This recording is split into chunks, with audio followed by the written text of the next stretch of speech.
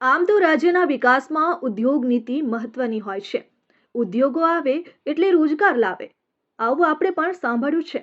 પરંતુ આ ઉદ્યોગો પર્યાવરણ માટે ખતરારૂપ બને તો?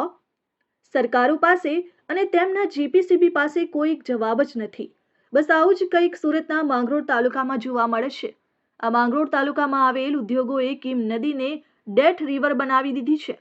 આ વિસ્તારના નેતાઓને નથી પર્યાવરણની ચિંતા કે નથી ખેડૂતોની ચિંતા, અને નથી આ વિસ્તારના લોકોના આરોગ્યની ચિંતા. આ નેતાઓને પોતાના ફાયદા અને મત બેંકની ચિંતા પણ નથી. હવે આ દ્રશ્યો જોઈ લો. આ છે કીમ નદીના દ્રશ્ય. નદીને અને ગાયને માનો દરજ્જો અપાયો છે, પરંતુ ગુજરાતમાં બંનેની હાલત ખૂબ જ દયનીય છે. ગ્લોબલ વોર્મિંગની ચિંતા ફક્ત ભાષણ પૂરતી, પછી નેતાજી બધું ભૂલી જાય છે.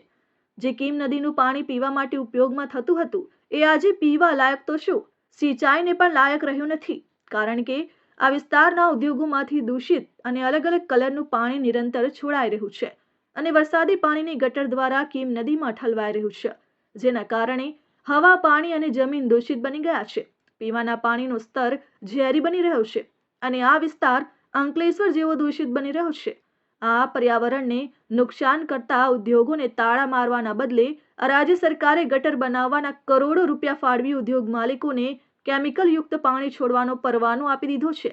આવનાર સમયમાં આ વિસ્તાર ગંભીર બીમારીઓનું ઘર બનશે. નદી, જમીન અને હવા દૂષિત બનશે. એના માટે જવાબદાર આ સરકાર રહેશે, એવું આ વિસ્તારના લોકો કહી રહ્યા છે. Bureau report, RN news, Mangrol, Kim.